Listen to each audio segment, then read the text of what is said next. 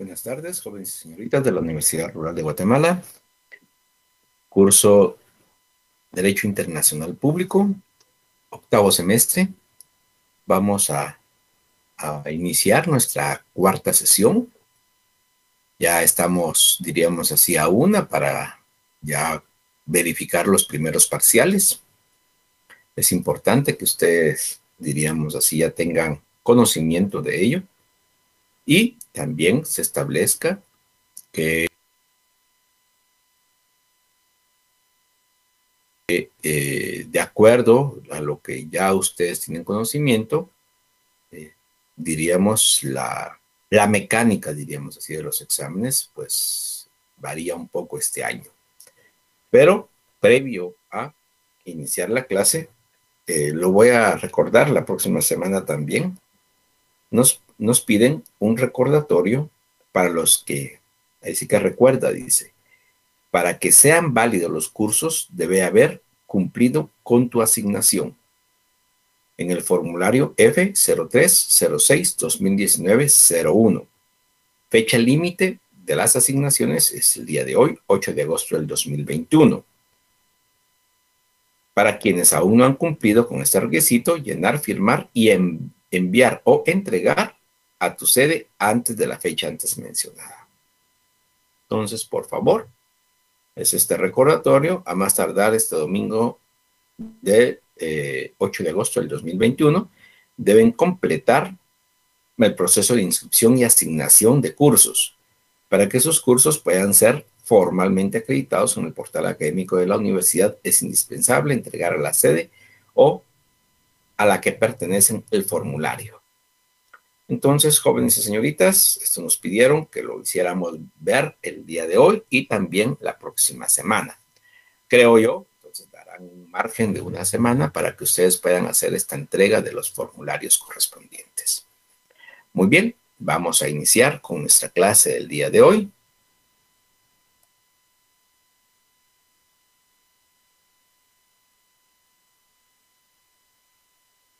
Con la presentación correspondiente.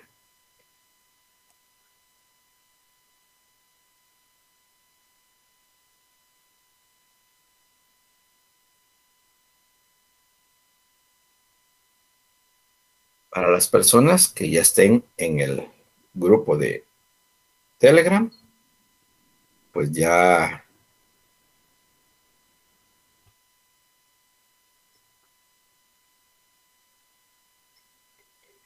me encuentro en el mismo y para que podamos tener una interrelación. El día de hoy va a ser un poquito difícil, diríamos así, poder responder preguntas, pero ya me encuentro en el grupo de Telegram de Derecho Internacional.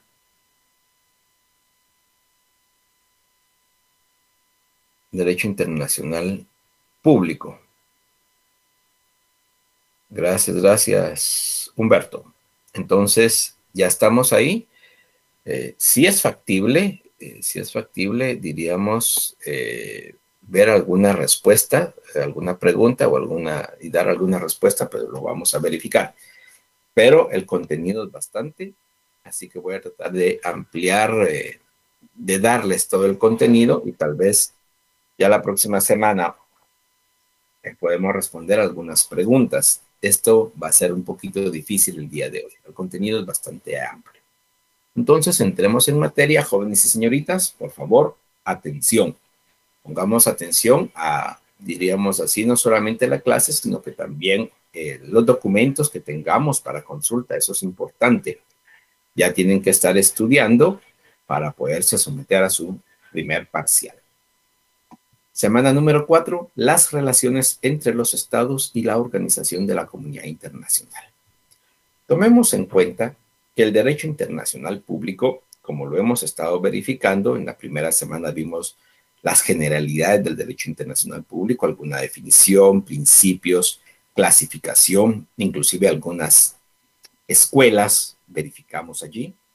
Y en la semana número 2, lo que fue el Estado, lo que es el Estado en sí, de acuerdo a la visión del derecho internacional público. Ya lo conocíamos, ya les había indicado, ya lo conocíamos en la introducción al derecho, en derecho administrativo, creo también derecho civil, lo han estado verificando lo que es este curso de derecho internacional, perdón, dentro del curso lo que es la institución del Estado. La semana pasada ya verificamos los tratados internacionales, tratados y convenios internacionales, que es lo que se denomina como tratado.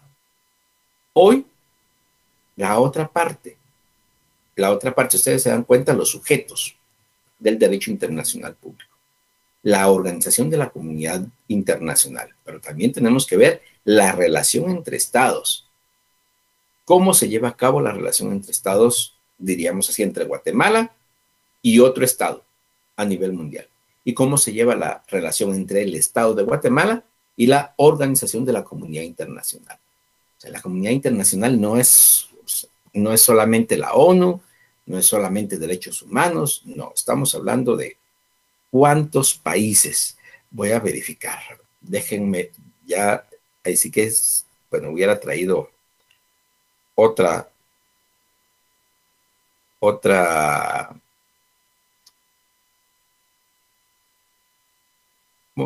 ¿cómo se diría? Otra computadora para verificarlo, pero no, aquí lo vamos a ver. Vamos a ver.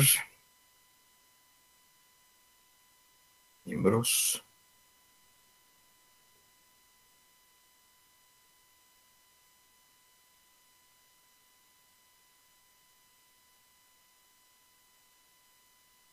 Ahí estamos.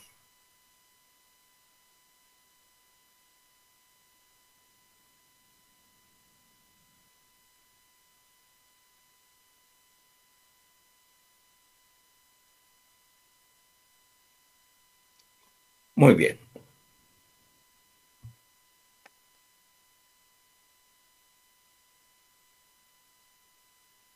Vamos a darles esta información con posterioridad, pero la tenía en la mente. Disculpen, pero de una vez la tengo para que ustedes la puedan verificar.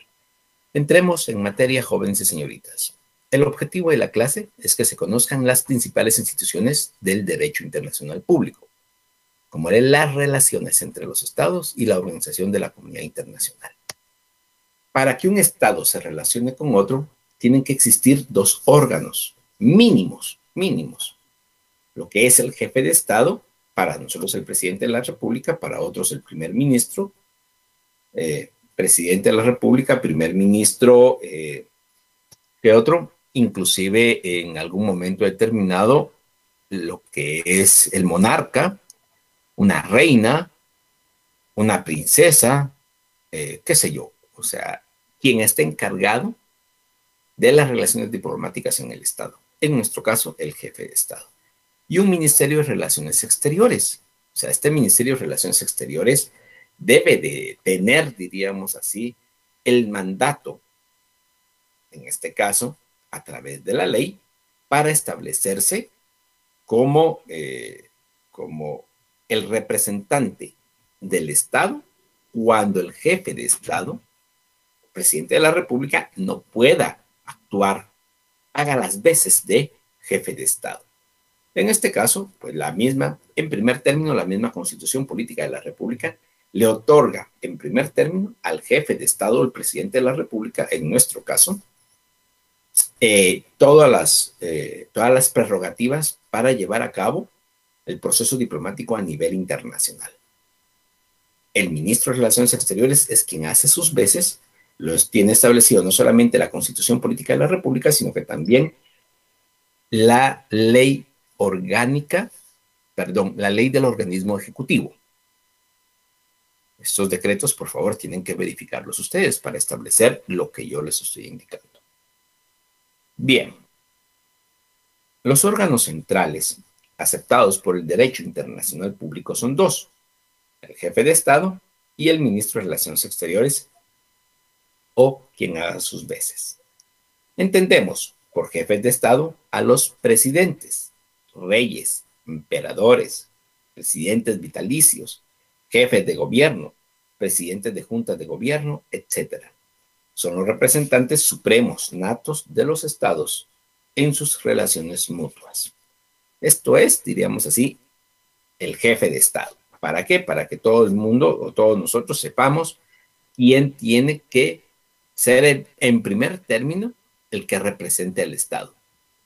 En segundo término están el ministro de Relaciones Exteriores. Según los países, este órgano recibe diferentes nombres. Ministerio de Asuntos Exteriores en España, Ministerio de Affaires en Francia, Foreign Office en Inglaterra,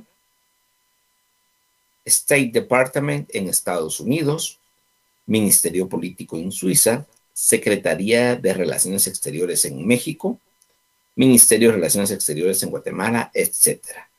Este órgano se encuentra bajo la dirección inmediata del jefe de Estado o bajo la supervisión directa del Parlamento en su caso. Se considera el vocero oficial ordinario del Estado y representa en sus declaraciones el sentir y pensar del mismo. Está directamente encargado de llevar a la realidad la política exterior del Estado, fijada y delineada por el jefe de Estado. Debe siempre ser una persona de expresión delicada y exquisita, según el lenguaje diplomático. Debe ser claro, coordenado y conciso en sus declaraciones. Como deber fundamental, debe crear condiciones que mantengan la paz, la concordia y la amistad entre los pueblos y el Estado que representa, para lo cual es esencial una comunicación constante con los agentes diplomáticos del exterior. Ya vamos a ver quiénes son los agentes diplomáticos. El Ministerio de Relaciones Exteriores. De particular interés es conocer la estructura del Ministerio de Relaciones Exteriores. A dicho efecto se emitió el Acuerdo Gubernativo número 415-2003. Entonces tenemos tres normativas que rigen los órganos del Estado a nivel de derecho internacional público. La Constitución Política de la República, artículos 193, 194, 195 de la Constitución. Lo que es el ministerio, los ministros de Estado, 194, si no estoy mal, de la Constitución. Y ahora, expresamente, el ministerio, lo que es la ley del organismo ejecutivo, el 114-97, y lo que es el reglamento del Ministerio de Relaciones Exteriores. ¿Cuál es este reglamento? El Acuerdo Gubernativo 415-2003, de fecha 15 de julio del 2003. Entonces, allí es donde vamos a encontrar todos estos datos que no solamente los voy a presentar ahorita en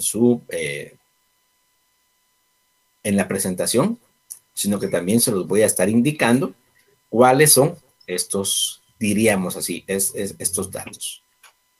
El artículo 4 de este acuerdo gubernativo 415 establece la estructura orgánica.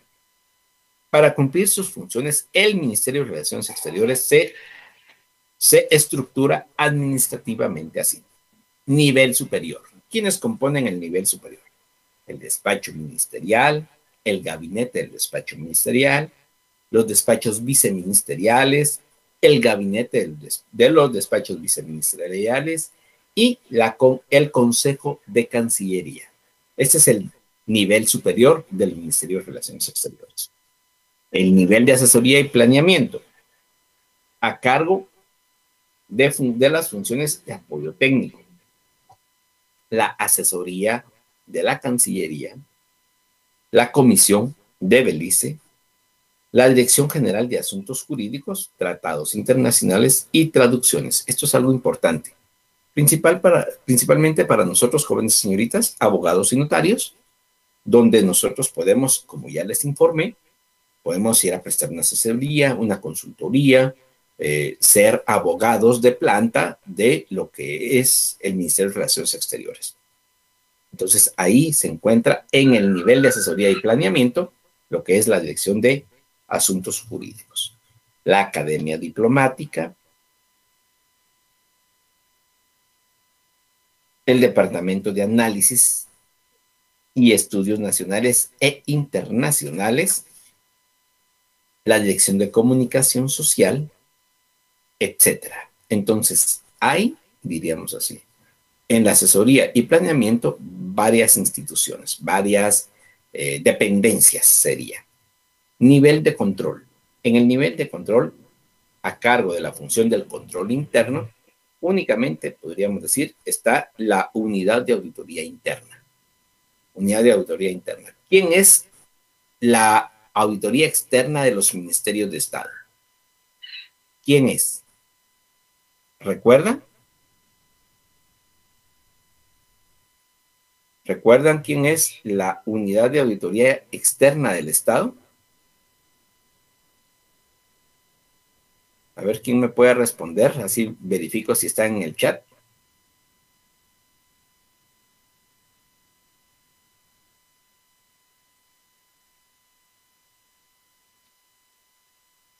Tenemos en este momento a 65 personas en línea, según este chat.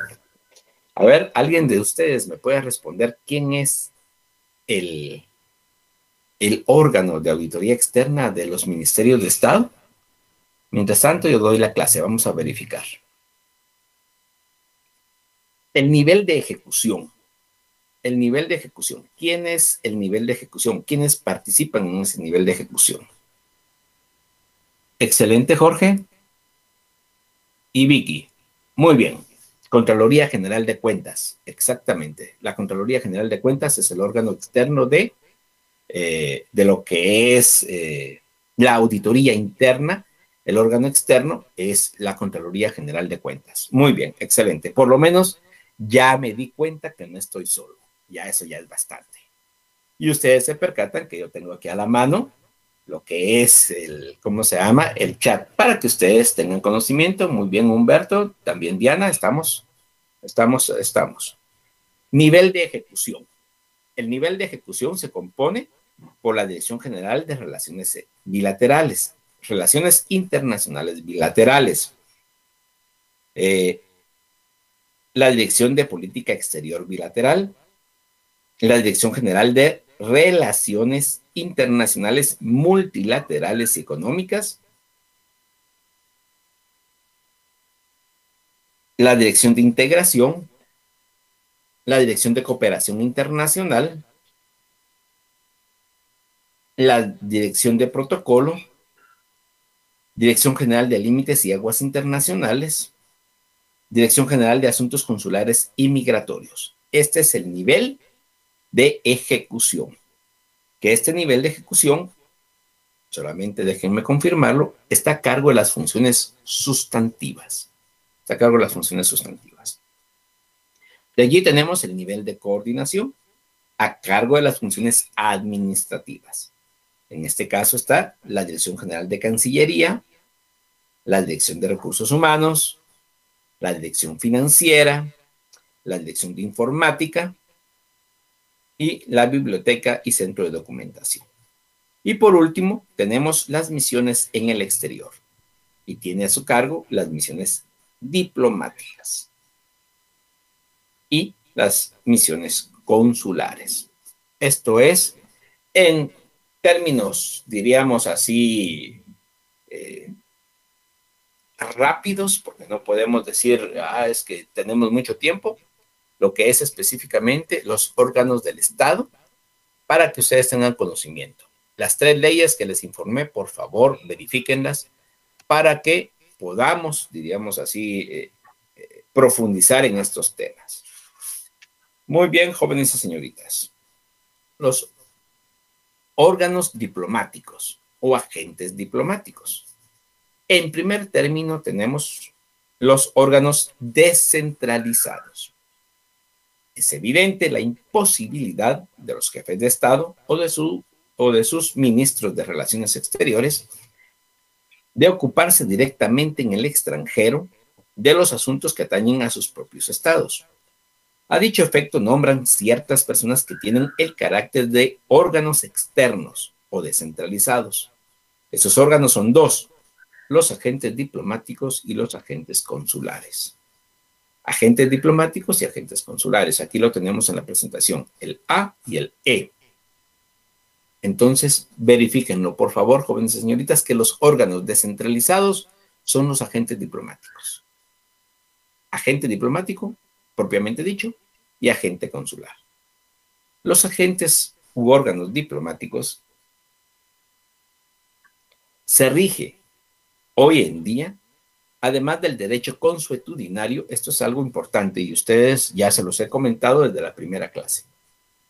Cuando vimos las fuentes del derecho internacional público como fuentes esenciales, estaban los tratados y posteriormente lo que es ahí sí que la costumbre, el derecho consuetudinario, que en este campo es bastante rico, por lo dispuesto en la Convención de Viena sobre relaciones, privilegios e inmunidades diplomáticas.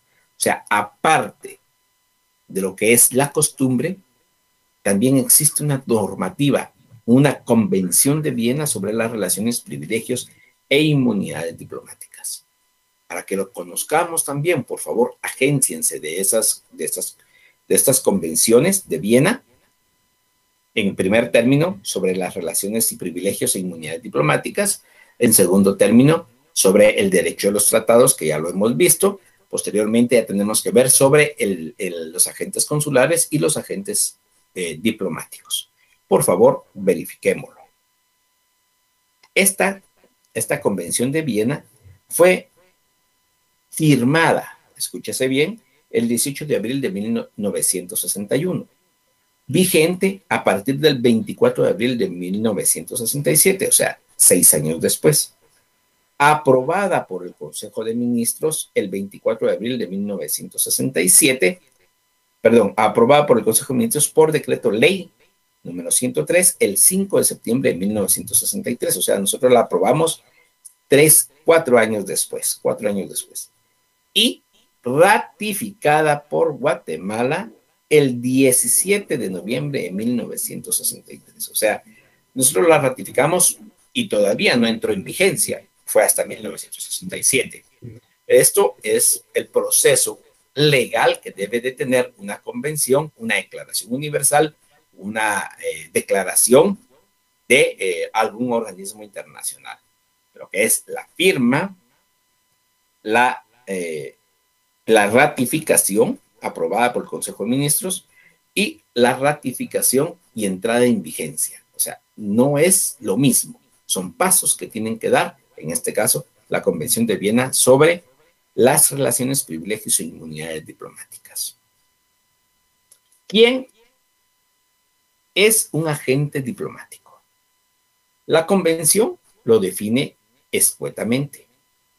Por agente diplomático se entiende al jefe de la misión o a un miembro del personal diplomático de la misión, aclarando la definición anterior, y define al jefe de misión como la persona encargada por el Estado acreditante de actuar con carácter de tal, y a miembro del personal diplomático como los miembros del personal de la misión que poseen la calidad de diplomáticos. En sentido amplio, agente diplomático es una persona que representa al jefe de Estado, diciendo que en este se personaliza el Estado mismo. Por extensión, el agente diplomático personaliza el Estado en el extranjero. O sea, el agente diplomático es quien representa al jefe de Estado y en último término al Estado en el extranjero. Ese es el jefe diplomático.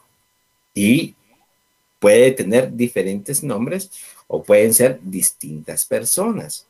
Es algo importante conocerlo, pero sí, por favor, verificarlo. ¿Cómo se clasifican los jefes de misión? De conformidad con el artículo 14 de la Convención de Viena, que ya mencionamos, existen 3 clases de jefes de misión. En primer término, los embajadores, los nuncios. ¿Por qué los hacen distintos? Los embajadores sería para todos todos los estados, excepto uno.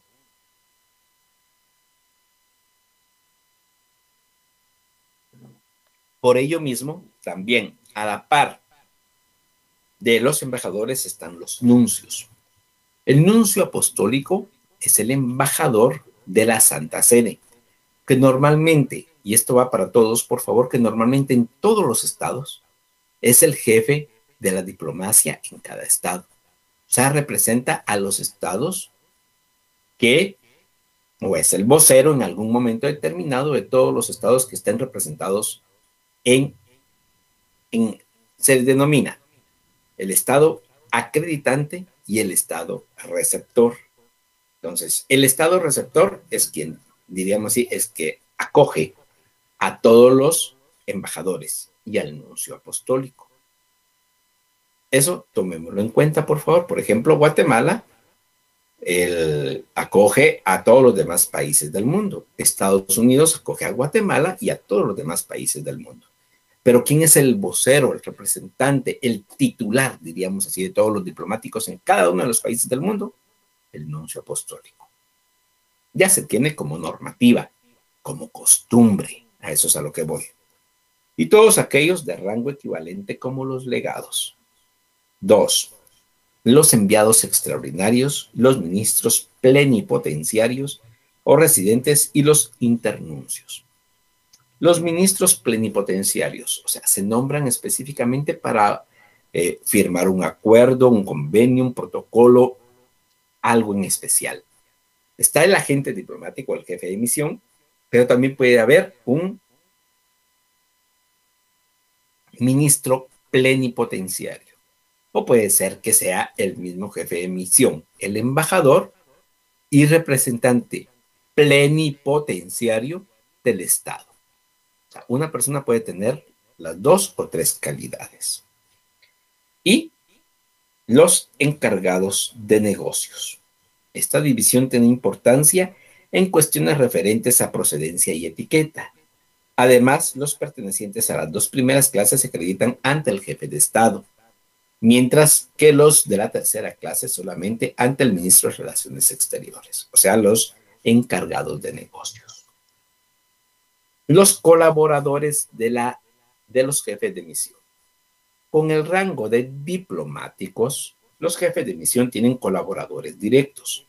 Estos son los secretarios, los consejeros, los agregados. Agregado quiere decir representante civil, militar, cultural, comercial, de relaciones públicas, etcétera. O sea, el representante del Estado. Por ejemplo, el representante del Estado de Guatemala, militarmente hablando, sería un agregado militar, un agregado cultural, un agregado comercial o un agregado de relaciones públicas. Entonces, todos ellos son diplomáticos, o sea, tienen el rango de diplomáticos, más no de jefe de misión. El jefe de misión solamente puede ser el embajador, el ministro plenipotenciario o un encargado de negocios. Eso es el jefe de misión. Pero como agente diplomático, o sea, como diplomático pueden ser los secretarios, los consejeros, los agregados y personal administrativo. Asimismo, tiene colaboradores indirectos o de menor categoría, y son todos aquellos que se conocen como personal de servicio. Son los colaboradores de misión. ¿Y cuáles son las funciones del jefe de misión? El artículo 3 de la Convención menciona los siguientes: representar al Estado acreditante, proteger en el Estado receptor, o sea, aquí ya estamos viendo los 2 términos, Estado acreditante, el que envía, Estado receptor, el que recibe a los diplomáticos, los intereses del Estado acreditante y los de sus nacionales dentro de los límites permitidos por el derecho internacional. O sea, el embajador, el ministro plenipotenciario, el agente de negocios, perdón, el jefe de negocios, vamos a ver, el encargado de negocios, tiene que representar al Estado, proteger los intereses del Estado y los de sus nacionales. O sea, el embajador en Estados Unidos tiene que proteger a los nacionales guatemaltecos viviendo en Estados Unidos. Negociar con el gobierno receptor, enterarse de por todos los medios lícitos de las condiciones y evolución de los acontecimientos en el estado receptor e informar al gobierno del estado acreditante y fomentar las relaciones amistosas y desarrollar las relaciones económicas, culturales y científicas entre el estado acreditante y el estado receptor. Muy bien. Y tenemos que continuar. Disculpen que vaya un poco rápido, pero es que tenemos bastante, de veras, bastante material que tenemos que dar a conocer y que ustedes jóvenes tienen que estudiar. O sea, yo lo doy a conocer, yo doy las directrices, pero ustedes tienen que estudiar. Órganos descentralizados o agentes consulares. Ya habíamos dicho que los dos son órganos descentralizados, los diplomáticos, el agente diplomático y el agente consular. En la actualidad, lo referente a los órganos descentralizados o agentes diplomáticos, además del derecho consuetudinario y el convenio de La Habana sobre agentes consulares, en su calidad de legislación precursora, se encuentra regido por la Convención de Viena de Relaciones, Privilegios e Inmunidades Consulares. O sea, así como hay una Convención de Viena sobre privilegios, inmunidades, relaciones, privilegios e inmunidades diplomáticas, también hay una Convención de Viena, o sea, son distintas, por favor. Ya hemos visto 3 convenciones de relaciones, privilegios e inmunidades consulares, firmada en Viena, Austria, el 24 de abril de 1963, aprobada por el Congreso de la República de Guatemala el 15 de noviembre de 1972, en decreto número 75-72, y ratificada por nuestro país el 2 de enero de 1973. O sea, casi 10 años después entró en vigencia esta Convención de Viena sobre relaciones, privilegios e inmunidades consulares para Guatemala. O sea, la convención abarca a todos los países originarios o firmantes, pero hasta que sea ratificada por el Estado, ahí sigue por el organismo del Estado que le corresponde ratificarlo. Hasta ese momento y después haber sido depositado, aquí indica, y ratificada por nuestro país el 2 de enero de 1973. Y fue firmada el 24 de abril de 1963, son 10 años. Increíblemente.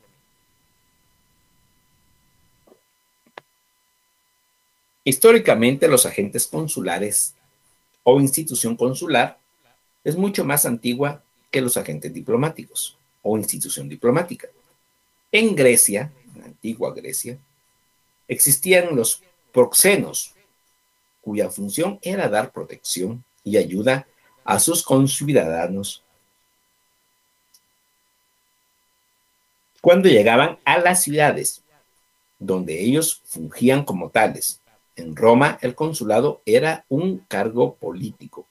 En Venecia, el cónsul se ocupaba de las relaciones comerciales y para el cargo de cónsules se elegía a una persona que viniese de la ciudad o estado que debía representar. Y notemos que en Venecia, que es la cuna del consulado actual, los cónsules eran electos, no enviados.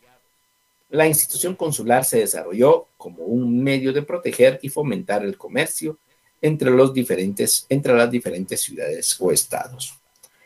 ¿Quién es el agente consular? Pues los cónsules son altos funcionarios oficiales de un estado que actúa en territorio de otro estado, con previo consentimiento de este, ejerciendo en lo que respecta al tráfico comercial y a las transacciones privadas con su país, así como a sus nacionales domiciliados, residentes o transeúntes, ciertos actos administrativos que surten efecto en su propio país. Las funciones de los cónsules son apolíticas y técnicas, benefician tanto al Estado que representan como aquel ante el cual actúa. ¿Cuáles son las categorías de jefes de oficina consular? ¿Cuáles son estas categorías?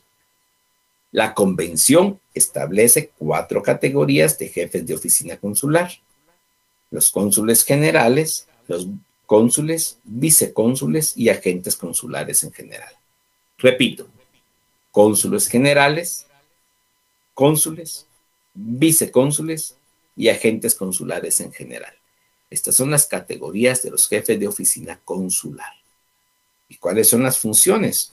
Estas están establecidas en el artículo 5 de la convención que ya hemos mencionado.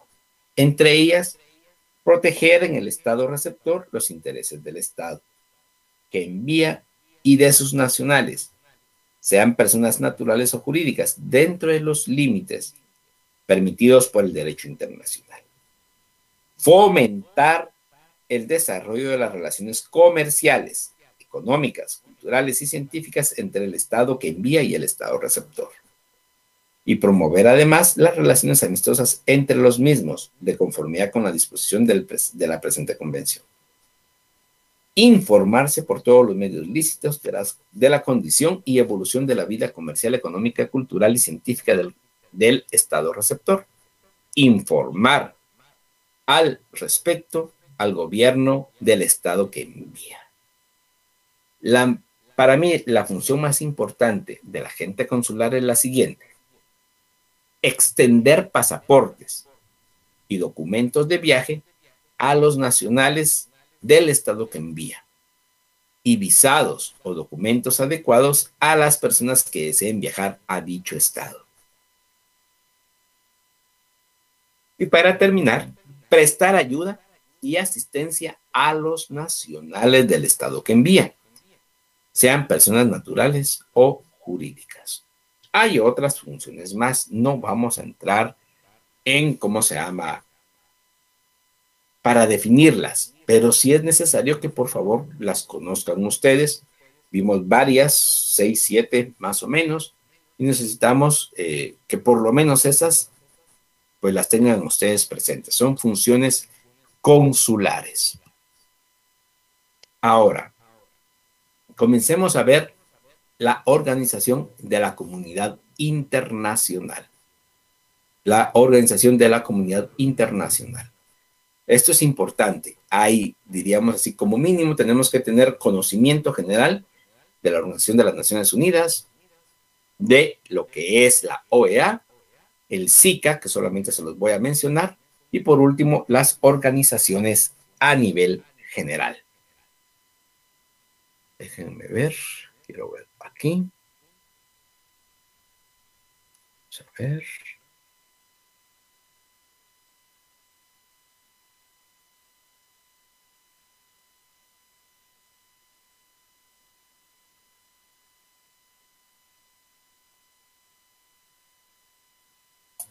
¿Me dan un minuto, por favor, jóvenes?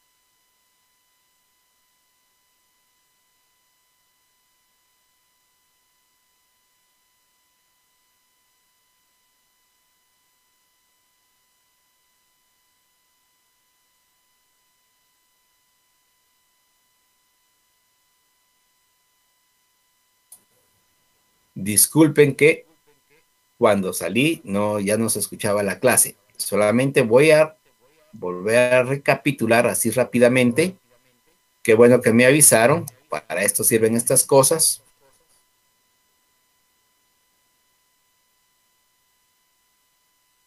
Tienen que verificar, por favor, los antecedentes históricos de la Organización de las Naciones Unidas.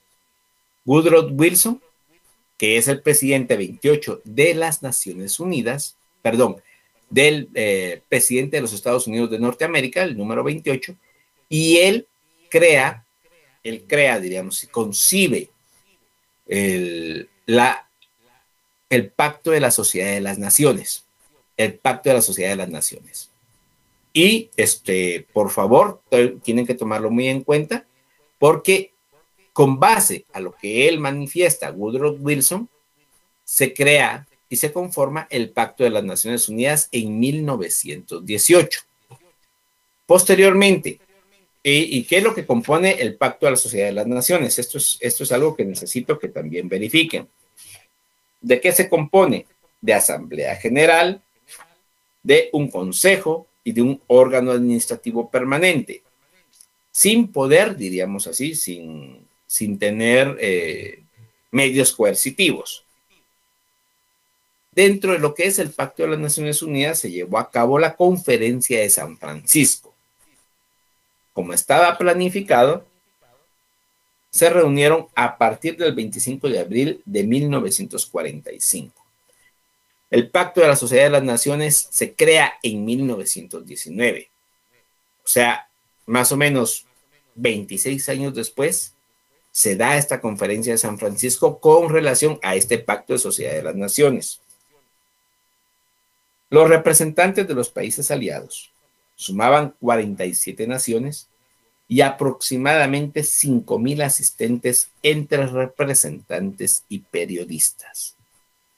Ha sido una de las mayores conferencias internacionales llevadas a cabo.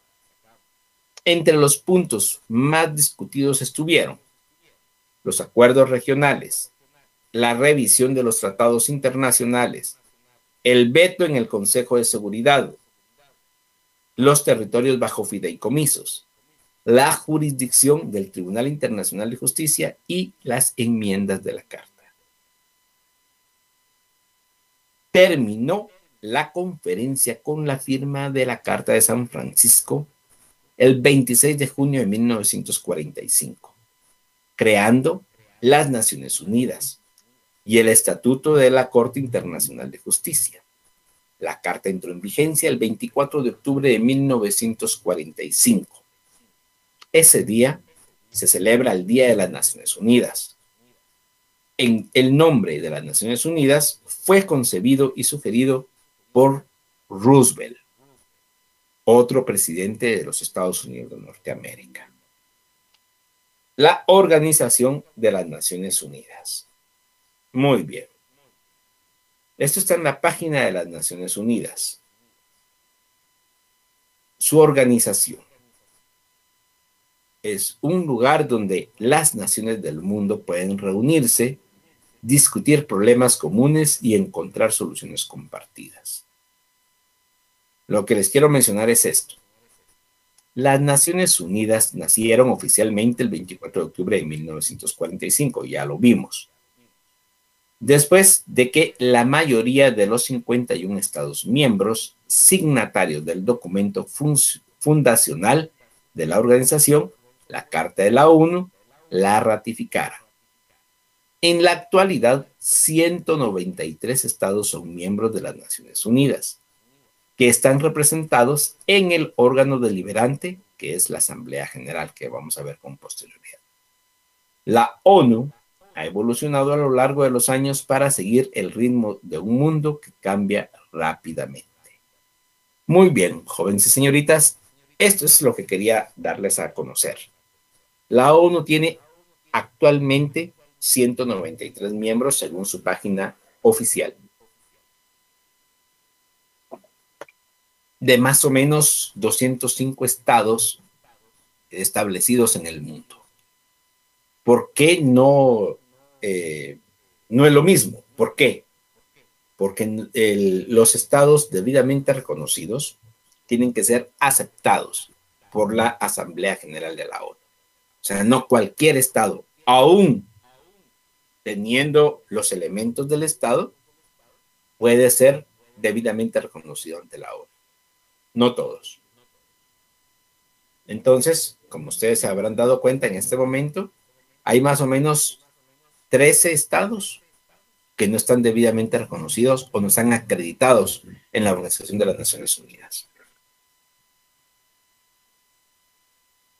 ¿Cuáles son los objetivos y propósitos de la ONU? En primer término, mantener la paz y la seguridad. Eso es lo primero. Desarrollar relaciones amistosas entre todos los pueblos del mundo. Alcanzar la cooperación internacional para la solución de problemas económicos, sociales, culturales o de carácter humanitario. El respeto a los derechos humanos y a las libertades fundamentales. Constituirse en el centro para armonizar las actividades de todos los pueblos. Esto es, diríamos así, los objetivos y propósitos de la ONU. ¿Cuáles son los órganos de la ONU? Los vamos a mencionar y darles un pequeño matiz. Tenemos aproximadamente media hora para poderlos ver, verificar también la OEA. Solo va a ser, posteriormente vamos a tener una clase donde vamos a desarrollar tanto la ONU, la OEA, el SICA y los órganos internacionales. Así que hoy solamente es para mencionarlos, por favor, para que ustedes tengan un conocimiento general de lo que es la organización de la comunidad internacional. Su órgano principal es la ONU. Los órganos de la ONU: la Asamblea General, el Consejo de Seguridad, el Consejo Económico Social, el Consejo de Administración Fiduciaria, que actualmente ya no tiene mayor función, la Corte Internacional de Justicia. Esto es algo que para nosotros, como abogados, tenemos ahí sí que mucha relevancia para nosotros. Y el secretariado. Voy a mencionarlos así rápidamente. La Asamblea General está compuesta por representantes de todos los miembros. Actualmente llega a 193 miembros. En el libro todavía estaba, en el libro de consulta, 190 miembros. Cada miembro tiene derecho a un máximo de 5 representantes. Cada miembro tiene derecho a un máximo, diríamos así, entre los cuales uno es el jefe de la delegación y ejerce los derechos que responde por las obligaciones de cada estado. Cada miembro tiene derecho a un voto. La primera Asamblea General se reunió en Central Hall, Westminster, Londres, en donde estuvieron representados 51 estados miembros. Esto como ya lo habíamos escuchado. Y pues hay varias funciones, pero eso lo vamos a ver con posterioridad. El Consejo de Seguridad. De hecho, es el órgano más importante de la ONU. Algo que para mí es muy importante que lo tengan muy en cuenta ustedes, es que el Consejo de Seguridad para mí es el corazón de la ONU. ¿Por qué razón? Van a ver dentro de sus funciones qué es lo que realiza. Aunque la Asamblea General es el órgano, diríamos así, que en último caso confirma la elección o realiza la elección o toma las decisiones, el Consejo de Seguridad es quien las realiza, quien las sugiere. O sea, si el Consejo de Seguridad no lo sugiere, no lo puede conocer la Asamblea General. Entonces, para mí, el corazón de la ONU es el Consejo de Seguridad. El Consejo de Seguridad consta de 15 miembros, 5 de los cuales son miembros permanentes. ¿Cuáles son estos miembros permanentes? Rusia, Estados Unidos, China, Francia e Inglaterra. Y 10 no permanentes. Por cierto, estos 5 miembros, disculpen, Rusia, Estados Unidos, China, Francia e Inglaterra son los miembros no solamente permanentes, sino que los miembros que tienen derecho a veto. Así, en pocas palabras, ¿qué es el veto? El veto es la no autorización de una de las, diríamos así, el derecho que tiene un Estado para, se diría, no autorizar la propuesta de otros estados. Por ejemplo, en el Consejo de Seguridad deciden si se puede atacar bélicamente a otro estado. En este caso, el último atacado bajo el Consejo de Seguridad, si no estoy mal, fue Irak, a petición de Estados Unidos.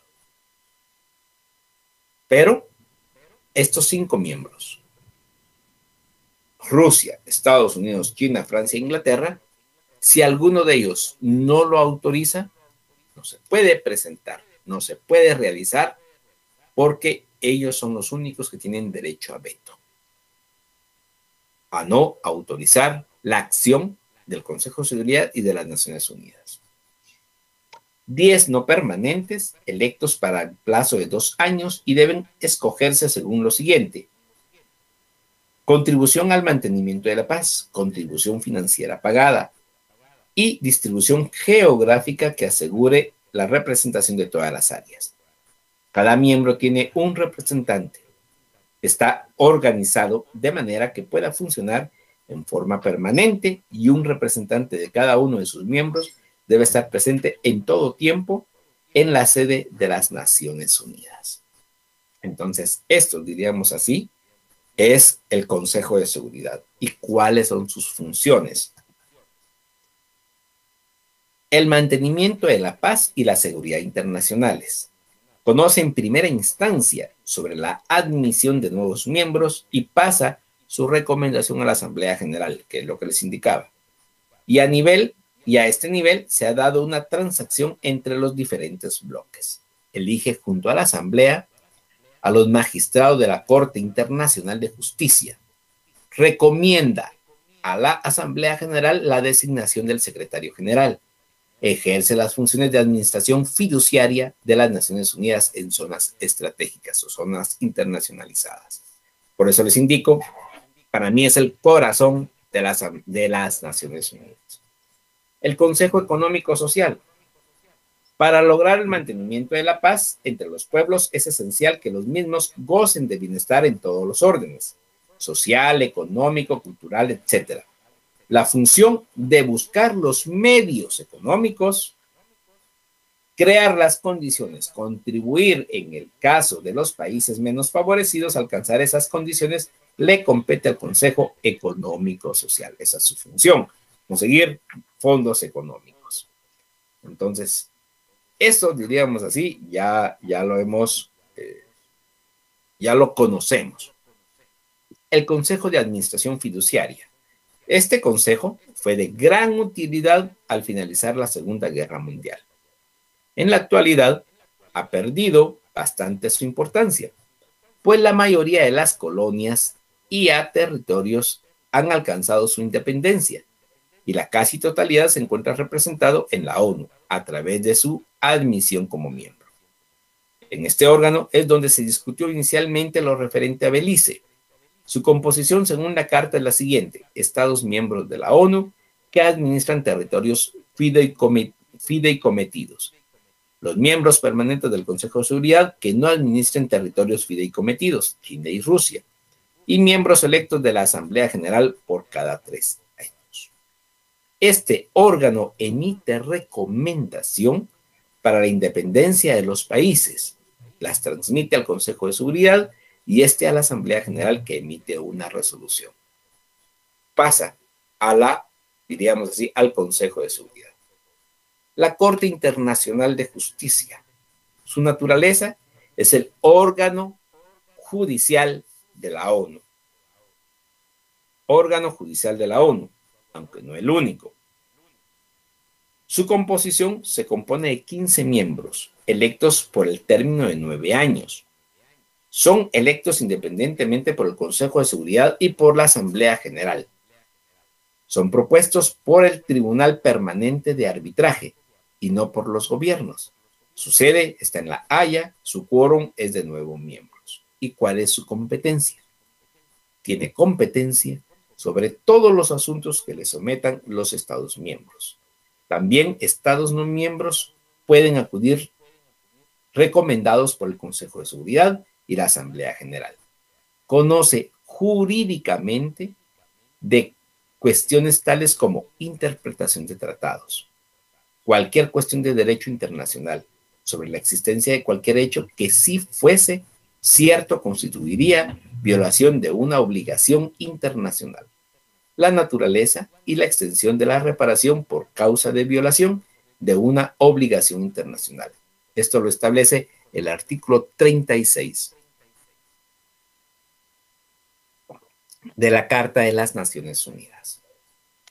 Este es otro, ya les informaba, es otro de los, diríamos así,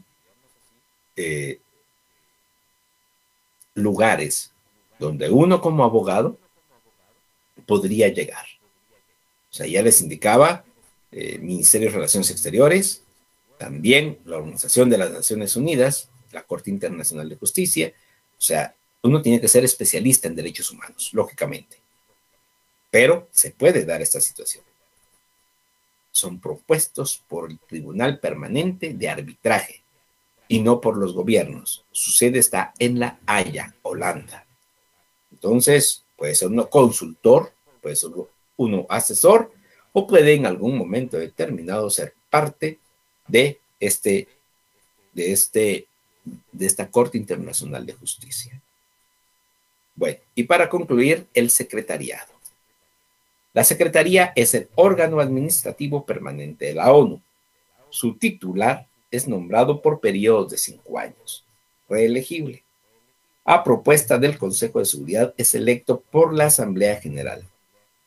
Su elección es el resultado de negociaciones que tienden a dar la misma oportunidad a todas las áreas geográficas. El secretario general personalmente goza de un gran prestigio internacional y se le considera, de hecho, como el funcionario internacional de más alta jerarquía en el mundo, el secretario general de las Naciones Unidas. Su poder e influencia es incalculable, aun cuando no siempre sean visibles los éxitos de sus gestiones en casos de conflicto. El secretario es asistido por más de 14,000 personas provenientes de todos los Estados miembros de la ONU.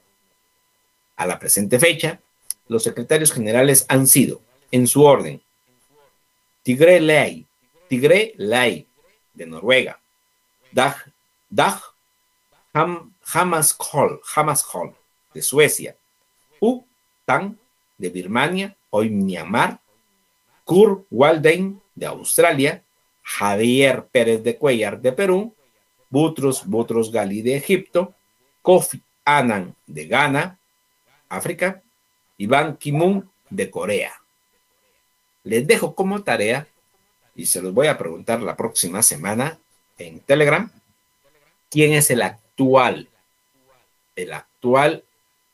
secretario general de las Naciones Unidas. Hace 2 semanas lo acaban de reelegir. Muy bien, jóvenes y señoritas, tenemos unos minutos todavía para ver la Organización de los Estados Americanos. Solamente les voy a mencionar el SICA y los órganos. Ya no tenemos tanto tiempo para poderlo ver, pero sí quiero mencionárselos, por favor. Muy bien. ¿Cuál es, diríamos así, la Organización de los Estados Americanos, la OEA?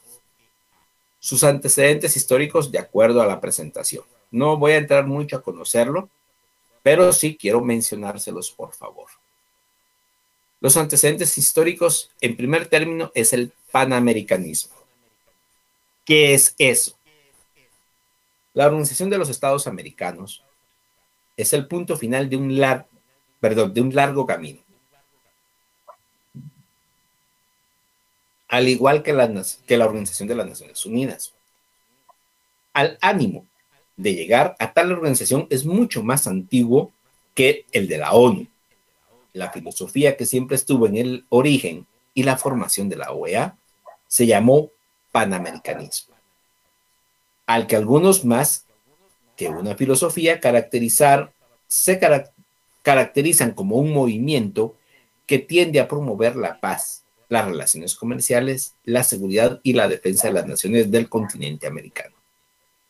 Otros lo definen como la tendencia en lo político, social, económico, cultural y emocional a lograr la intención de todos los estados americanos de manera a crear estructuras continentales dentro de las cuales cada estado americano sea parte indivisible e integrante de un todo. El panamericanismo ha atravesado por 3 etapas. La primera etapa, de 1824, casi la etapa de independencia, hasta 1881. Eminentemente teórica y lírica, o sea, no se puso en práctica absolutamente nada. En 1824 se da la invitación de Bolívar para la formación de una conferencia americana a reunirse en Panamá. En 1826, el Congreso de Panamá, al que solo asistieron Colombia, México, Centroamérica, Panamá, Venezuela, Perú y Bolivia, como observadores asistieron Gran Bretaña y Holanda, se llamó Primer Congreso de Estados Americanos. El resultado fue el Tratado de la Unión, Liga y Confederación Perpetua, el cual solo fue ratificado por Colombia. Esta fue la primera etapa del panamericanismo. La segunda etapa, de 1881 a 1828. La novedad de esa segunda etapa es que Estados Unidos entra a liderar el movimiento. Es un periodo más pragmático, o sea, más ejecutado, y dan inicio las conferencias panamericanas y las conferencias interamericanas o conferencias internacionales americanas. Esto es lo relevante, diríamos así, de la segunda etapa. Y la tercera etapa, de 1928, o sea, después, diríamos así, de la creación de la Sociedad de las Naciones, no ONU, sino que de la Sociedad de las Naciones, hasta nuestros días. Franklin Delano Roosevelt, le dio gran impulso y principió la era de las realizaciones. Esto, diríamos así, fue en cierta forma el antecedente histórico de lo que es los Estados Americanos, la OEA.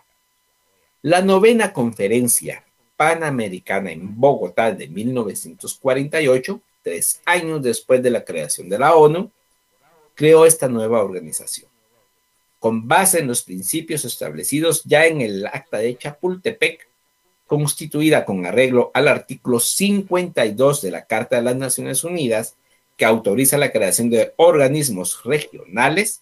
La OEA está concebida para la realización de una serie de fines enunciados en el capítulo 1 de la Carta de Bogotá: lograr un orden de paz y de justicia, fomentar su solidaridad, robustecer su colaboración y defender su soberanía, su integridad territorial y su independencia. ¿Cuáles son los propósitos y principios de la ONU? Pues en primer término, reforzar la paz y la seguridad del continente, prevenir las causas posibles de dificultades y asegurar la solución pacífica de los conflictos entre los Estados miembros, proporcionar un medio de acción común a los Estados americanos en caso de agresión, buscar solución de los problemas políticos, jurídicos, económicos que resulten de los Estados miembros. Estos son propósitos, y dentro de sus principios, pues la regla para la realización recíproca de los Estados americanos es el derecho internacional. El orden internacional consiste en el respeto a la personalidad, a la soberanía y a la independencia de los Estados miembros, y el cumplimiento de los tratados internacionales. la buena fe de regular las relaciones entre los estados. La solidaridad requiere una democracia representativa. Y, diríamos así, los estados americanos condenan la guerra de agresión y la victoria no da derechos. Y algo muy importante, y esto es algo con el que voy a terminar estos principios, un acto de agresión en contra de un estado americano se considera contra todos. Y esto es algo que Argentina en la Guerra de las Malvinas solicitó a la OEA y solicitaba que Estados Unidos lo respaldara. Lamentablemente Estados Unidos no dio tal respaldo. Los órganos de los Estados Americanos, de la Organización de los Estados Americanos, se encuentran enumerados en el artículo 32, según el cual la Organización de Estados Americanos lleva a cabo sus fines por medio de la Asamblea General, la reunión de consulta de los ministros de Relaciones Exteriores, los consejos, el Comité Jurídico Interamericano, la Comisión Interamericana de Derechos Humanos, la Secretaría General, las conferencias especializadas y los órganos especializados. Solamente los vamos a mencionar, no vamos a entrarlos a conocer. Va a haber un momento específico, una clase específica de la OEA, y entonces ahí los vamos a conocer de mejor manera. La Asamblea General es el órgano supremo de la organización, así como la Asamblea General en la ONU. Está compuesta por todos los representantes de todos los miembros. Cada miembro tiene un voto y para su celebración existe un comité preparatorio compuesto por todos sus miembros. La reunión de consulta de los ministros de Relaciones Exteriores sirve como órgano de consulta. Puede ser convocada por cualquier miembro y en todo caso, siempre que haya agresión armada contra cualquiera de sus miembros, para cuyo efecto deberá ser asesorado por un comité asesor de defensa. Además, tiene como función considerar problemas de carácter urgente y de interés común para los Estados miembros. Los consejos, que son los otros órganos. Existen 3 consejos. El Consejo Permanente, el Consejo Interamericano Económico y Social y el Consejo Interamericano para la Educación, Ciencia y la Cultura. Este consejo es una innovación porque no lo tiene la ONU y lo tenemos nosotros aquí como Organización de Estados Americanos. El Consejo Interamericano para la Educación, la Ciencia y la Cultura. Muy bien. Posteriormente, entonces, ya viene el Comité Jurídico Interamericano, que es un cuerpo asesor de la organización en cuestiones jurídicas. Está compuesto por 11 juristas nacionales de los Estados miembros, electos por la Asamblea General, para un periodo de 4 años, entre grupos de 3 presentados por sus miembros. Se busca siempre una representación geográfica equilibrada.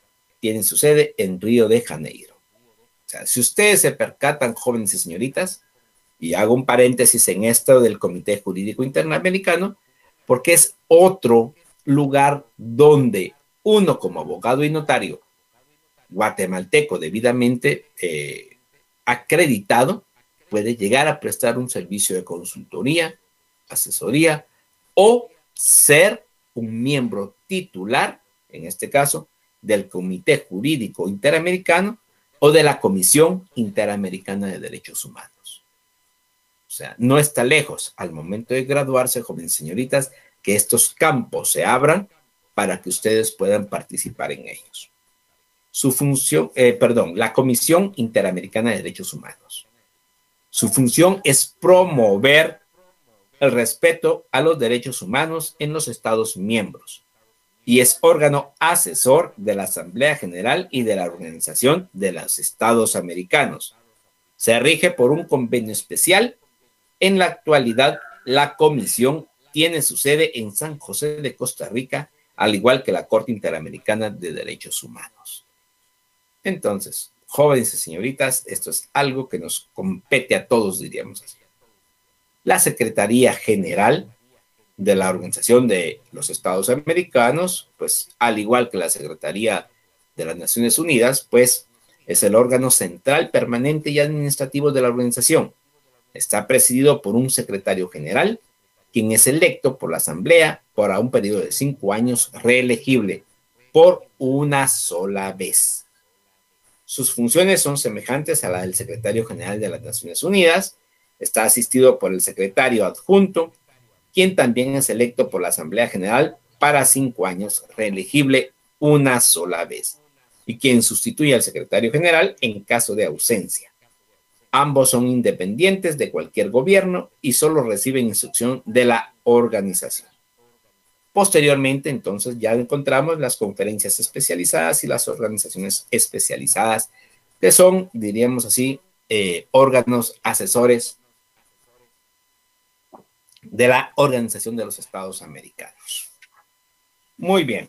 Y solo para mencionarles lo que es la integración, les voy a robar un par de minutos más, tenemos unos minutos todavía. El sistema de integración centroamericana tiene sus antecedentes históricos del sistema de integración centroamericana. Eso necesito que ustedes lo verifiquen.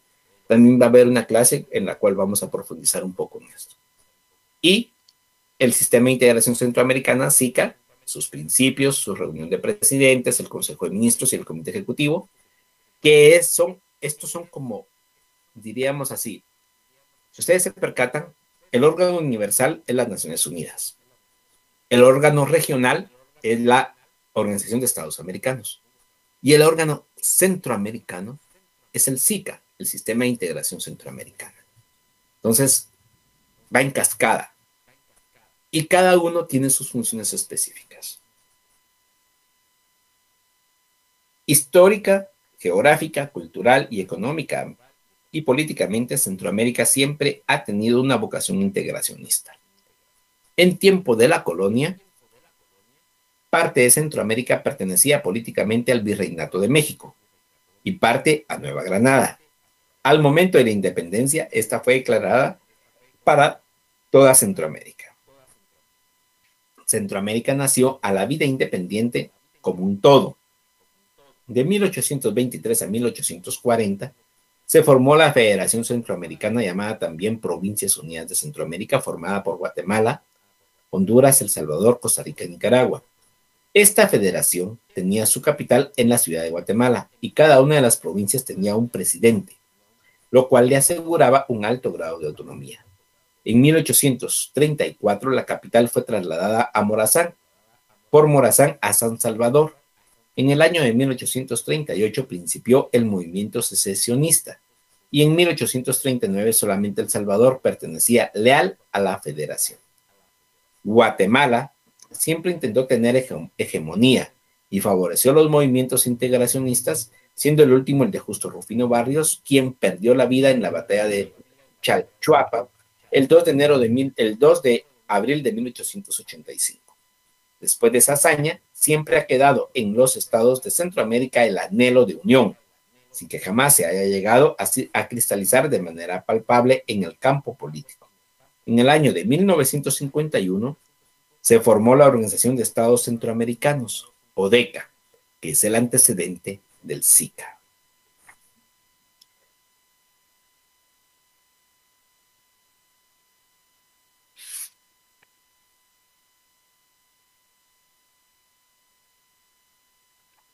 Esto, diríamos así, vamos a irlo conociendo poco a poco. No vamos a entrarlo a conocer por el tiempo, todos los, diríamos así, todos los órganos, pero les pido por favor que estudien estas antecedentes históricos y el SICA. La formación del SICA, solamente en pocos minutos, por favor. El 13 de diciembre de 1991, los presidentes constitucionales de las repúblicas centroamericanas, incluyendo a Panamá, firman en la ciudad de Tegucigalpa, Honduras, lo que se conoce como Protocolo de Tegucigalpa o Carta de la Organización de los Estados Centroamericanos, ODECA. El protocolo tiende a actualizar el marco de la ODECA, creando el Sistema de la Integración Centroamericana, SICA, que tiene como objeto fundamental la integración de Centroamérica para constituirla como región de paz, libertad, democracia y desarrollo. Así, por ejemplo, los propósitos y los principios del SICA establecen consolidar la democracia, nuevo modelo de seguridad regional, libertad para el desarrollo del individuo y de la sociedad, bienestar y justicia económico y social. Los principios, desarrollos, derechos humanos como base fundamental, la actuación de los estados como miembros sobre la base de la paz, democracia y libertad, la identidad centroamericana como base de la integración y la solidaridad centroamericana. Estos son algunos propósitos y principios del SICA, que por favor necesito que también profundicen. Los miembros, los estados centroamericanos, incluyendo Panamá y Belice, que acepten las obligaciones de la Carta, obligándose a abstenerse de tomar medidas unilaterales y a observar el procedimiento de consulta previa cuando no hubiese lineamientos previstos en casos sobre relaciones económicas o de cooperación centroamericana extrarregional. Y los órganos, ya lo vimos, la reunión de presidentes, la reunión de consejo de ministros, el comité ejecutivo y la secretaría general. Además, sin considerarles como órganos, también forman parte del SICA la reunión de vicepresidentes y designados de la presidencia, el Parlamento Centroamericano Parlacén, la Corte Centroamericana de Justicia, el Comité Consultivo y la Secretaría de Integración Económica Centroamericana, SIECA. O sea, estos son los órganos principales del sistema de integración centroamericana, incluyendo el Parlamento Centroamericano, que no nos sirve para nada, pero está incluido, diríamos así. Muy bien, jóvenes y señoritas, solamente para mencionarles, por favor, necesito que ustedes profundicen más en esto. Pueden, ahí sí que va a haber una clase, pero también necesito que ustedes vayan conociendo esto, por favor, del sistema de integración centroamericana. Igual que la OEA, igual que la ONU. Por favor, profundicen. Y para concluir, hay unos órganos internacionales.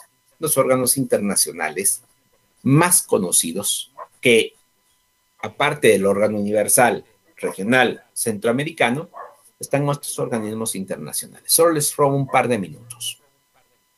Por ejemplo, la Unión Europea o la Comunidad Económica Europea. Ya vamos a tener conocimiento para esto, vamos a tener un tiempo para poderlo verificar. También la Organización de la Unidad Africana es como la ONU, diríamos, no, es como la OEA, pero la Organización Regional de la Unidad Africana. Igual está la asiática, igual está la australiana o de Oceanía. La Organización Mundial del Comercio, OMC, que es importante porque está verificando el comercio a nivel mundial. La Organización Mundial y la rige a nivel mundial, la Organización Mundial del Comercio, que ha tenido mucha preponderancia actualmente con relación al arbitraje mundial. La Organización de los Países Exportadores de Petróleo. Esto sí es algo muy importante. Este organismo, tanto como el Banco Mundial como el Fondo Monetario Internacional, son organismos macros. Son organismos que en realidad paralizan el mundo si ellos lo quieren. La Organización de Países Exportadores del Petróleo, la OPEP, paraliza el mundo y si ellos quieren, manejan el petróleo de todo el mundo. Si ellos quieren, paralizan todo el mundo. Y así ellos manejan el valor del petróleo a nivel internacional, que es uno de los índices en realidad que tiene Guatemala para ir bajando o subiendo, lo que es, aparte de la gasolina, que eso es vital, también el Producto Interno Bruto Internacional. O sea, es un monstruo, así, la Organización de los Países Exportadores del Petróleo. El Banco Mundial, ya lo digamos, maneja los fondos, ahí sí que la economía a nivel mundial. Y está verificando la economía de todo el mundo. de los 193 estados reconocidos en la ONU. Y el Fondo Monetario Internacional es el banco de todo el mundo. O sea, este Fondo Monetario Internacional fue creado por el Banco Mundial como un organismo del Banco Mundial. ¿Para qué? Para dar créditos a todo el mundo y principalmente a los países subdesarrollados, entre ellos Guatemala, para crear estructura a nivel macro, una carretera, un puerto, un centro de negocios, qué sé yo. Pero estos son organismos macros que Guatemala tiene que ver con todos y cada uno de ellos. Con todos y cada uno de ellos. ¿Por qué razón? Porque ahí sí que con la Unión Europea es una de las instituciones que más beneficio le otorga a Guatemala. La Organización Africana no, pero la Organización Mundial del Comercio, Guatemala tiene comercio con café, con cardamomo, con ¿qué otro? Flores, exporta, o sea, todo lo que exporta, banano, allí. Muy bien, jóvenes y señoritas, disculpen, les quité un par de minutos más, pero necesitaba darles por lo menos a conocer estos órganos internacionales. Las preguntas para esta semana número 4. Pregunta número 1, es un órgano descentralizado de los estados que se ocupan directamente en el extranjero de los asuntos que atañen a sus propios estados. 2, es el órgano de la Organización de las Naciones Unidas que tiene como función el mantenimiento de la paz y la seguridad internacionales. 3, es el órgano supremo de la Organización de los Estados Americanos. 4, es uno de los principios rectores del sistema de integración centroamericana. Y 5, es la organización encargada de defender el derecho de los estados productores a diseñar y poner en práctica su propia orientación política en materia petrolera. Muy bien, jóvenes y señoritas. Agradezco mucho la atención prestada a esta su clase. Disculpen la interrupción del micrófono, no fue mi intención. Espero que pudieron la mayoría continuar con su clase. Gracias por todo y gracias por el aviso también. Los espero la próxima semana en la sesión número 5. Muy buena tarde y buen provecho para los que no han almorzado.